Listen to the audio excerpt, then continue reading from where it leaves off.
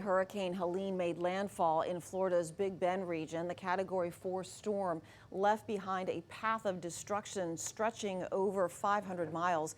The hurricane brought devastating winds, rain, and floods. At least 250 people across 6 states died, making it the deadliest hurricane to hit the U.S. since Katrina. Now to today, Michael, we have some developments in the tropics. Yeah, things have gotten busy out there, Liz. Umberto is now a major Category 3 hurricane, and we are about ready to look at Imelda, which is now developing off the Cuban coast. All right. Yeah, and that's going to get close to Florida, so we need to watch this very carefully, and that's what we're focusing in on first here.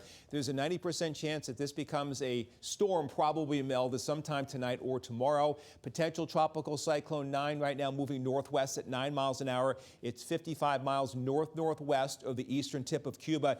Notice it's very disheveled and disorganized. There's a lot of high mountains in Cuba and the Dominican Republic, just kind of tearing this thing apart. So until it breaks free of that, it's going to be slow to develop. Nevertheless, tropical storm watch is in effect for the northwest Bahamas and a tropical storm warning in effect for the central Bahamas. No tropical alerts for the southeast Florida coast. Here's the forecast track. Again, once it moves over those hot waters, again, we're looking at a depression probably overnight, a storm, Imelda, Saturday into Sunday, and possibly a hurricane sometime Monday east of the central Florida coast. And the cone shows landfall anywhere possibly from northeast Florida up to North Carolina, most likely moving into South Carolina sometime Tuesday or Wednesday.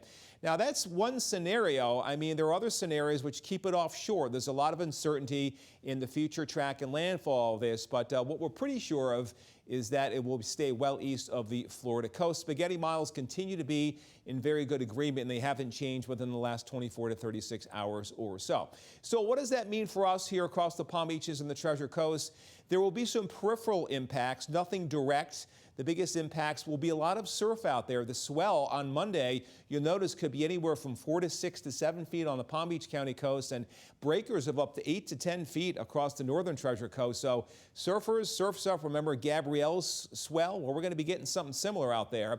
And once that moves offshore, then we've got Umberto's swell, which could linger our rough coastal waters and rip current risk here through much of next week, it looks like. Rain bands, yeah, there could be some outer rain bands coming in on Sunday. I mean, some of this will be the normal daily showers and storms we get as a front stalls across central Florida. Then by Monday morning, it's going to be north of our latitude, and sinking air will bring us mostly sunny skies with a north-northwest flow. So this will eventually aid in dropping our rain chances as we head on into Monday, Tuesday, and Wednesday.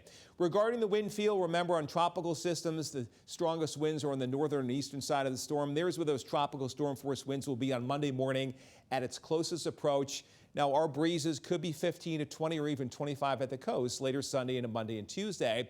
You can see Umberto, that's going to be a monster as a Category 4 or higher. And there is Umberto tonight, again, a major Category 3 hurricane with top winds of 115 miles per hour. And we are looking at Umberto tracking between the Carolinas and Bermuda. Bermuda could be threatened by this early next week. So 40% chance for daily scattered shower and storm activity Saturday into Sunday. Breezy weather Sunday into Monday, drying out with lots of sunshine for Tuesday, Wednesday, Thursday of the upcoming week.